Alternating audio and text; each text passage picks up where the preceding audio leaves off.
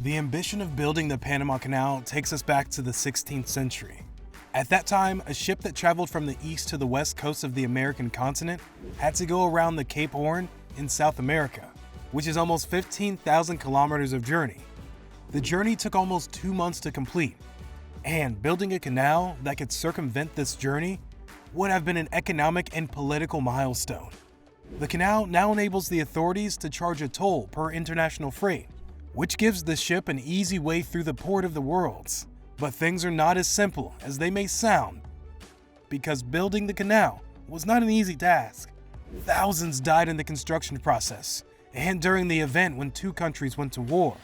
The construction of the Panama Canal started in the 16th century, when a Spanish explorer, Vasco Núñez de Balboa, discovered that Panama was just a slim land bridge that was separating the two oceans, i.e. Atlantic and Pacific.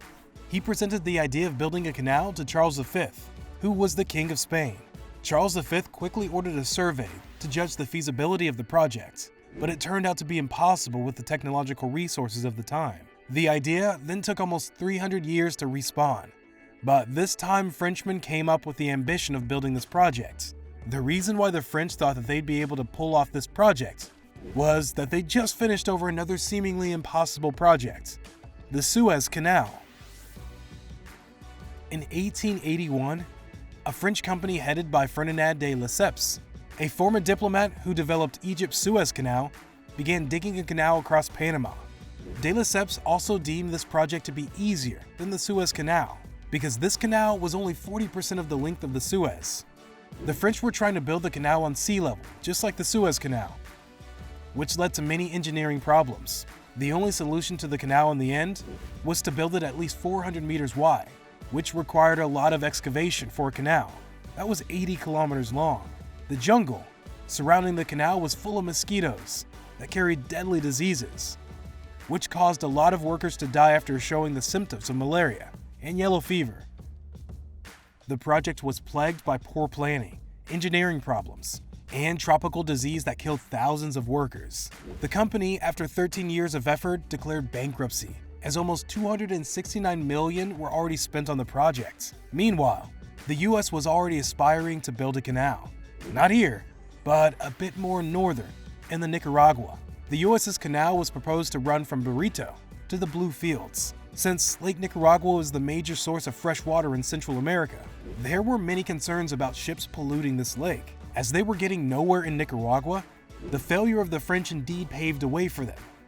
The United States commenced building a canal across the 50-mile stretch of the Panama Isthmus in 1904. The project was helped by the elimination of disease-carrying mosquitoes, while Chief Engineer John Stevens devised innovative techniques and spurred the crucial redesign from a sea level to a lock canal. Lock canal can raise and lower ships at the water on different levels. Stevens' successor, Lieutenant Colonel George Washington Goethals, stepped up excavation efforts of a stubborn mountain range and oversaw the building of the dams and locks. 40,000 people took part in the construction process. And more importantly, the US supported Panama's independence movement, because before independence, Panama was a part of Colombia.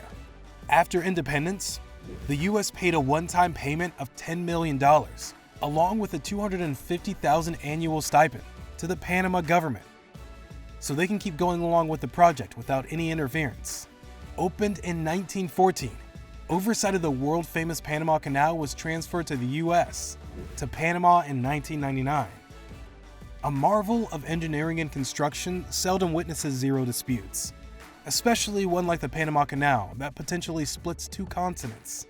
Witnessing disputes was pretty much on the cards. Some have criticized the dependence of the Panamanian government's influence on international sea travels, while others have concerns about Chinese involvement. The Chinese company Landbridge signed a $900 million deal to control the Margarita Island port. The Chinese are also trying to build the Nicaragua Canal that the US attempted to build back in the 1800s. A deal has been signed by the Chinese, rendering Nicaraguans to build the canal for a mammoth $40 billion. The papers have been signed. Planning and finances are also almost done, but the environmental concerns at the Nicaraguan Canal still holds. The need for consumer goods will keep increasing, and to fill up these gaps between demand and supply, the Panama Lake will have to keep expanding. Today, Just a few years after the canal was expanded in 2016, they are continuing challenges, ranging from finding enough water to raise and lower ships, making the crossing to dealing with potential coronavirus infections among crews. But this engineering marvel continues to endure. The Panama Canal Authority predicts that the volume of cargo transiting the canal will grow by an average of 3% per year, doubling the 2005 tonnage by 2025. Allowing larger vessels to transit the canal will move more cargo per transit and volume of water used. Do let us know what you think about this most challenging engineering project ever built in the comment sections down below. If you like this video, give us a thumbs up and subscribe to our channel for more. Thanks for watching. We'll catch you guys in the next one. Peace.